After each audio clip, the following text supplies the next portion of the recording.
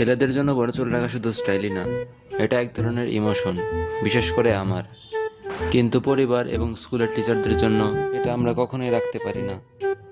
যেমন আমি মাত্র একটু চুল বড় করছি, আর এতেই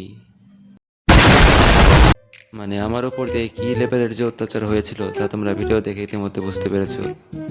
আর কিছু নাই বললাম। তো এত অত্যাচারের কারণে বাসা থেকে বের হয়ে গেলাম চুল কাটার উদ্দেশ্যে।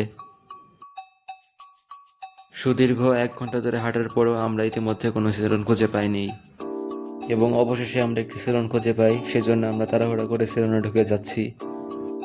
তো অবশেষে এখন চুল কাটার সিরিয়াল আমার,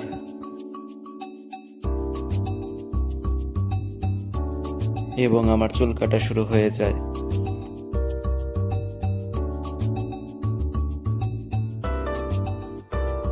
দীর্ঘ 4 মাস বড় করা চুল এখন আমাকে কেটে ফেলতে হচ্ছে, এটা ভেবে আমি খুবই হতাশ।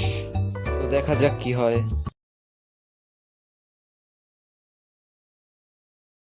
And the final result.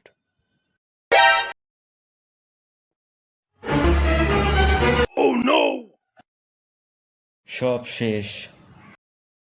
তো কিছুই করার নেই, এটাই আমাকে মেনে নিতে হবে। এখন দুঃখ ও ভারাক্রান্ত মন নিয়ে বাড়ির উদ্দেশ্যে রওনা হচ্ছি আমি। তো এই ছিল আজকের ভিডিওটা যদি রিলেটেবল লাগে তাহলে অবশ্যই শেয়ার করে দিও।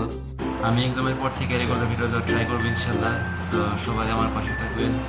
দেখা হবে পরের ভিডিওতে। See you guys in the next video.